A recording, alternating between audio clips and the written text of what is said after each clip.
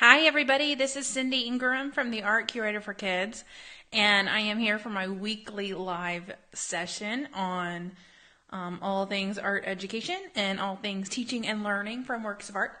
So today, what we're going to talk about is art history projects that are or projects that are inspired by art history and how we can make them not cookie cutter, because we know that a lot of art history projects end up being, oh, okay, we're going to make something in the style of Van Gogh, or oh, we're going to make something in the style of Picasso, and that they lose some of the art history meaning, and that they become not that exciting and engaging as an art making exercise. So I'm going to come up, just kind of share with you some tips and goals and stuff for that process, and hopefully inspire some new ideas on teaching and learning from works of art and teaching and learning from art history. So I'm going to make sure that we are live here. I think we are. I have a couple people viewing, so we should be good. Go ahead and leave me a comment if you're here so that I can see that you can hear me. Okay, so I took some notes. So I want you to think about two different projects. Okay, so I using Van Gogh's Starry Night as an example, which is probably the most used artwork ever for art projects. So imagine that there are two different projects inspired by Van Gogh's Starry Night. The first one being a recreation of the Starry Night. So we've all seen this before. You know, you have maybe swirls drawn with crayon, and then maybe a watercolor wash over that to make the color pop out. And then you have maybe a paper cut silhouette that you put over the front to mimic the cypress tree in the village.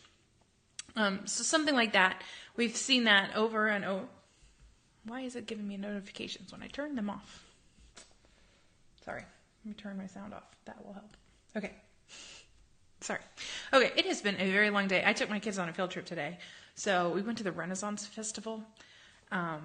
So I was out in the dirt and hot sun all day long. So I'm a little like sun-beaten and tired, but we're here. So that's project number one, right? Just kind of a recreation of Van Gogh's Starry Night.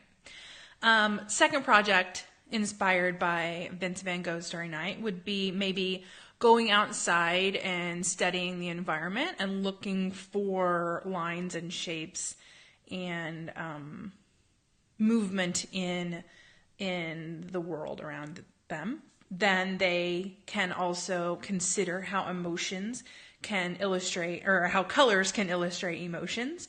So they study some color theory and they think about, well, how can they change the color of an artwork to change the mood? And then they experiment with that in their artwork.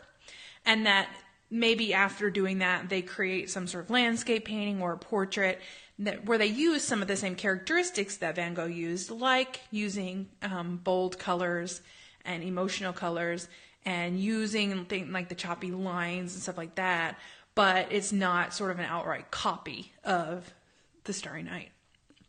And it's a little bit more authentic. So there are multiple ways you can go with it. And now in the end, if I say this is a third grade project or something, in the end, the recreations of Starry Night are probably gorgeous. They probably are all different. They hung up on the wall look wonderful. And I think there is value in that. And I think that there is place for that in your curriculum, for things like that. I think, we don't have to cut that sort of thing out completely. But I think the more authentic and meaningful we can make the art creation in relationship to the art history, the better. And so the problem with that Starry Night project, where they're sort of recreating it, is that it is not coming up with anything new. There's no creative choice given by the student. And that there is no, they're changing up like the media and changing up a lot of the key components to fit, just to make it look the same. So, by doing like a watercolor wash over crayon, he didn't do that. That's not what he did. So, I mean, it's kind of a fine line. So we have to think about, well, what is the goal of the art project? So if you are teaching an art history unit and you want to do a project inspired by the art history that they have learned, you have to think about, well, what the goal might be, and then that can decide which direction the art project should go. So, one of the goals could be that you connect with the artwork and remember it. So, we want these artworks to live with our students long after they're out of our classroom. So by making a copy, that could reach that goal. So if that is your goal, then maybe that project, reaches that goal. Another goal could be to experience the thought and creative process of the artist. So what was the artist going through when they created it? What were they inspired by? Who were they inspired by? What were they thinking about? And then kind of having them go through similar processes. So thinking about the color and the emotion and stuff like that, making it sort of capturing the essence of what the artist is thinking and doing of a particular art movement or a particular artist or time period or culture or whatever. So that could be one goal of your art project.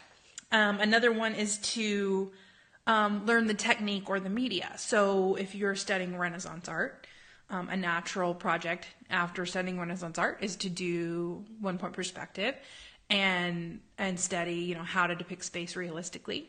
So you're not copying Renaissance art, you're just using, that was a major invention and innovation in Renaissance art, so that's a natural thing to do.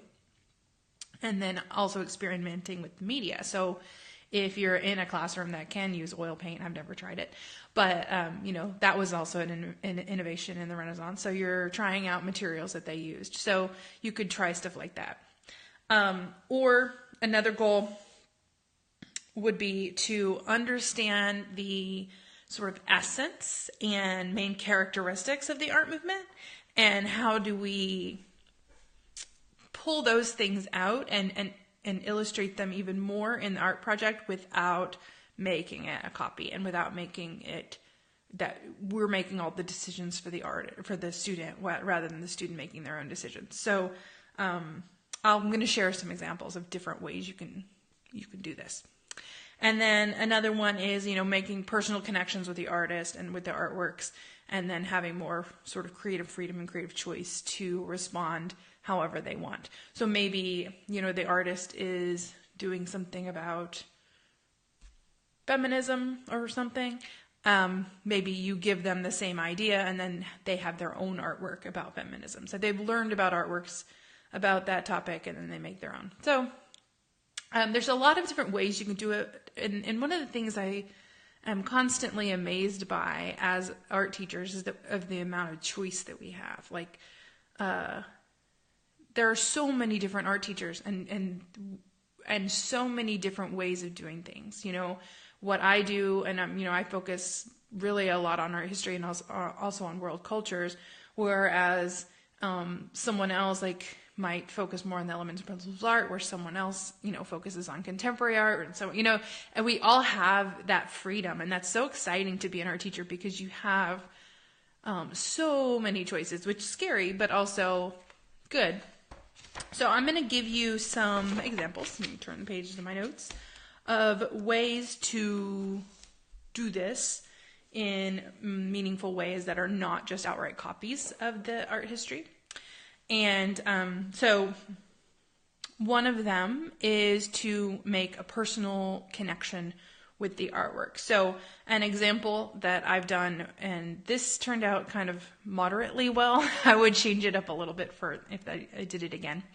But I did a project on African sculpture, and we studied African sculpture from lots of different places. So we studied African sculpture from the Nkisi and Kandi power figures, from the Congo people. I've written a blog post on that. If you follow my website, you might have seen that. We studied the artwork of the Benin City plaques. I've also written a post about that too. And then we looked at some African masks, and we looked at the Yoruba portrait sculpture. So we looked at lots of different things. And then I pulled out sort of essences from each one to create this sort of final project that was about the individual student. And it was like capturing who they were at this one moment in time. So it was like with the Nkisi and Kandi power figures, they pull out like, what fuels you, what makes you, what brings you life, what brings you spirit.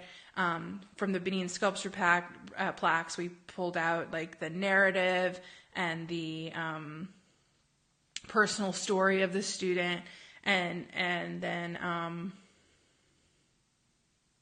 there was another thing. I don't remember.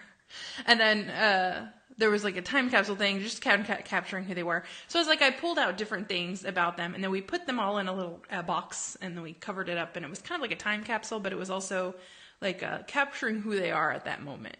So they weren't making African sculpture. They weren't, making a replica of one of the Nkisi and Kandi power figures. They were creating something that represented them, but in a different way. Now in the future, I wouldn't do the box thing again. I would do something different. I think I would use paper mache or something like that. But my resources are kind of limited at my school, that we don't have counter space. So doing things like paper mache is really kind of impossible to do. And we don't have a sink. So anyway, that's kind of what I would do with that. So that's sort of taking the essence from the art history and then morphing it into something personal to the student. Another thing you can do is to focus on sort of design elements and the techniques of the artist. So I mentioned 1 point perspective as a natural thing to do after the Renaissance. Another thing, like after studying Baroque art, to study facial expressions and how to make draw and sculpt faces that are really like expressive and emotive. I also did, 1 point perspective after Surrealism, where they kind of, did a room and then they made it kind of crazy. And then we just finished studying Islamic art, and we made tugras, which are these seals of sultans that have like their name, their father's name, and some sort of phrase that represents them. And they squish it all together in Arabic calligraphy, and they have these sort of repeated design elements and arabesques and overlapping, interlacing lines and stuff. And then they make this beautiful thing, and then they add patterns in there. So we kind of studied that, and then studied design and composition and balance and stuff like that oh my gosh, my computer turned off. Okay, am I still live? Yes, I am. Okay, that was weird. I am. Oh, I just realized I never changed the description. It says the old description. Sorry, that was really weird. My computer just turned off, but it's back on. Okay. Tugras, yeah. So we did that. You can also focus on the style of the art movement or art period. So like you're studying Impressionism, you study, the way they did light, the way they did the brush strokes, the way they used non-realistic color, and then you have students use those sort of techniques, but then you still allow that creative choice. Because I think one of the most important things is to allow that creative choice, that giving students the chance to make it their own, giving students the chance to problem solve, to take risks, to do all those things we want them to do as artists, but also still connect to the art history. So it's a really kind of tricky fine line. And then I also put focus. I guess I didn't finish this because I put focus on understanding the art history topic in more depth. And then I put an arrow and a blank. So I don't know what project that was going to be. Understanding the art history topic in more depth.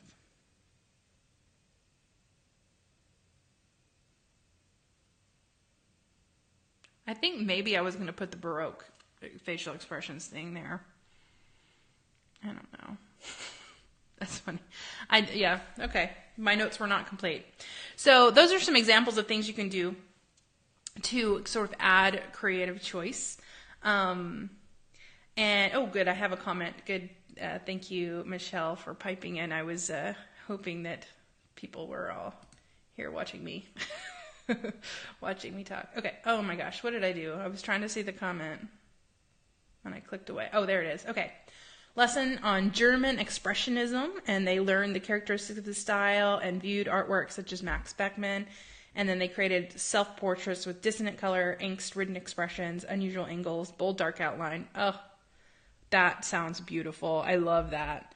And you know, that gives them parameters wherein to work, which I think students need, especially like you know, I teach middle school, and the middle schoolers need some sort of framework for what they are supposed to do. Otherwise, they kind of half-ass it, really. You know, like they just don't. If they don't know what to do, they're just gonna not try very hard. So I love that you gave them those things like the dissonant color, the angst. I'm gonna use that. I'm gonna write that down. That's really good. You know, all of that, and so you're allowing for creative choice, but you are you're giving them a set of goals, and that's connecting with the artwork, and they're going to remember that German Expressionism better. They're going to recognize if they're in a museum and they see Max Beckmann, or they see, you know, other artists who are painting in this style, and they're going to recognize it because they did it and they internalized it. And I think that's really cool, because that's what we want. We want them to remember this stuff when they move on from us, you know. So I love that they're not just copying, but they're responding in and learning in meaningful ways. So that's awesome. And if you have anybody else watching has any other projects they want to share that they have tried, I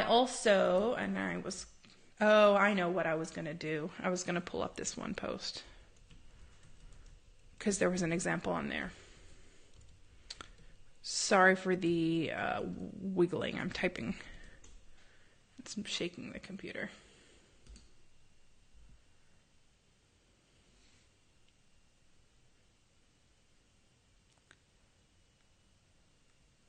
There was I have this blog post on my site that I wrote a long time ago. It's actually one of my most popular ones. And it's actually not my ideas. It's called 7 Art History Projects That Made Me Say Wow. And one of them, as I was writing my notes for this, that one kept popping in my head.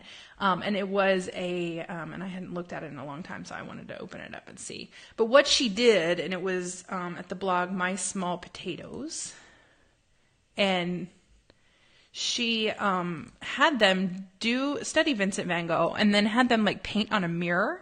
So they're like looking at it was little kids, and they were like looking at their faces in the mirror, and then they actually painted on the mirror on top of their faces, which I thought was really cool, because it's like, you know, you're looking at yourself in a different way and thinking about like the portraits of Van Gogh and how he sort of made himself all swirly and stuff like that, and that they can experiment with that by like, you know, outlining their face in the mirror and use crazy bold colors. And I thought that was just really clever.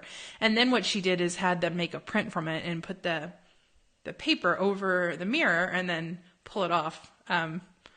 So I thought it was just really smart. And that was just a good one for little kids. I don't know how well we would be able to do that in the classroom. You know, this was, I think, a mom doing that with her kids. But you might be able to come up with something like that. I'm not sure, depending on your scenario. Maybe I was going to say a window, but then you wouldn't be able to see a reflection. But anyway, I love that. You know, you're thinking about the art, and you're coming up with something new and allowing for creative choice. So I wrote a list and I actually only put 2 things on the list. So I have things to avoid or things to minimize in your lesson. And that is, you know, to create lookalikes that use different art processes to create something that looks the same. So like I said, you know, using crayon and watercolor wash to make a Van Gogh Starry Night, you know, those aren't really necessarily related. Although you can still talk about the lines and stuff, whatever. and then just making outright copies, and then projects that don't give any sort of student choice and allow for students to express their own creativity. That's the word I was looking for. So yeah, those were my thoughts on that. I had this topic suggested to me by one of my members for the resource library, and I thought it was a good one. And I think it's just something to keep thinking about, that, when we come up with a project that is related to an art movement, is it copying, or is it extending the learning?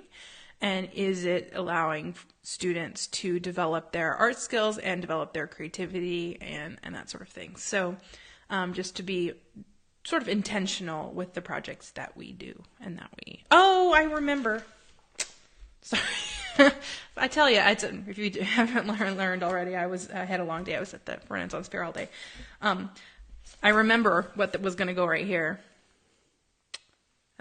Focus on understanding our history topic in more depth is the cylinder seals that we made with my 9th graders. We were studying Mesopotamian cylinder seals, and so we made cylinder seals out of clay and then rolled them onto clay. And so like that process, like they kind of understand the challenges of like how hard that was to do and like what they could be used for, and that they sort of remember what that is, and they still, like we did at the beginning of the year, and they know that really well still. So it helped them understand that better. I remember now. It's too late. I mean, I'm already over it. Okay. All right. So that is pretty much everything I was going to say on that. I would love to hear any comments or questions that you have about the topic. And if you are watching now, or if you are watching later, feel free to leave a comment, and I will come back in and continue the conversation. And I will be here every Tuesday at 8 p.m. Central Time to talk about more art history topics and art teaching topics. If you have a topic idea that you would love to share, please either put it in the comments or send me an email, Cindy@artcuratorforkids.com. And I would love to, have topics that are things that you're thinking about. I know most of you are thinking about, like, how can I make it through the end of the year without falling asleep under my tables, but or on top of the tables. I've been plotting how I'm going to take a nap in my classroom for weeks now. So the end of the year. Yeah. So yes, if you have any topic ideas, I would love to hear them. Oh yeah, learning, writing their name in cuneiform, stuff like that. Like that's really cool, because then they'll remember it. It helps them connect with the language more. Super fun. Okay. Yep. So that is all for me today. If you, I would love to hear your thoughts in the comments, so keep them coming, and I will see you again next week at 8 p.m. Central Standard Time on Tuesday to talk about another topic, which is yet to be determined. All right. Have a lovely night, and I will talk to you guys soon. Bye.